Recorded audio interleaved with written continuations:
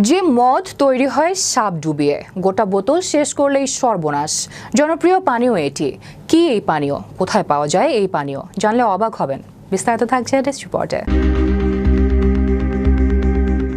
Ram, whisky, বিয়ার, ভদকার নাম তো শুনেছেন, কিন্তু আপনি কি কখনো সাপ ডুবিয়ে তৈরি ওয়াইনের কথা শুনেছেন? উত্তরটা যদি না হয়, তবে এই প্রতিবেদন আপনার জন্য। এই স্নেক ওয়াটার কি, চলুন এবার বিস্তারিত জেনে নেওয়া যাক।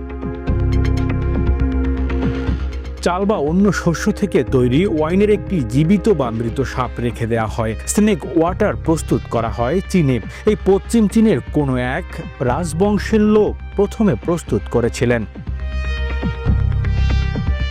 এটি পশ্চিম চীনের কোনো এক রাজবংশের লোকজন প্রথম প্রস্তুত করেছিলেন।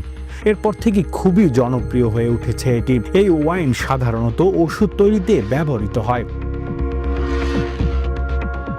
চীন ছাড়াও দক্ষিণ পূর্ব এশিয়ায় উত্তর Korea, Laos, Vietnam, Thailand, Japan এবং কম্বোডিয়া জুড়ে তৈরি হয় এই ওয়াইন। বলা হয় কুষ্ঠরোগ, অতিরিক্ত ঘাম, চুল পড়া, শুষ্ক ত্বকের চিকিৎসা হয় এই ওয়াইন দিয়েই। এই ওয়াইনকে টনিক হিসেবে দেখা হয়। বোতলে একটি জীবিত বা মৃত সাপ রেখে তাতে চাল, গম বা অন্যান্য শস্যের সাথে অ্যালকোহল যোগ করা হয়। সেই মিশ্রণ কয়েক মাস পর্যন্ত গাজন প্রক্রিয়ায় রাখা হয়। এর সাথে ফর্মালডিহাইডও যোগ করা হয়। ভিয়েতনামে সাপকে উষ্ণতা এবং পুরুষত্বের প্রতীক হিসেবে বিবেচনা করা হয়। সেই কারণে স্নেক ওয়াইন ভিয়েতনামের বেশ জনপ্রিয়।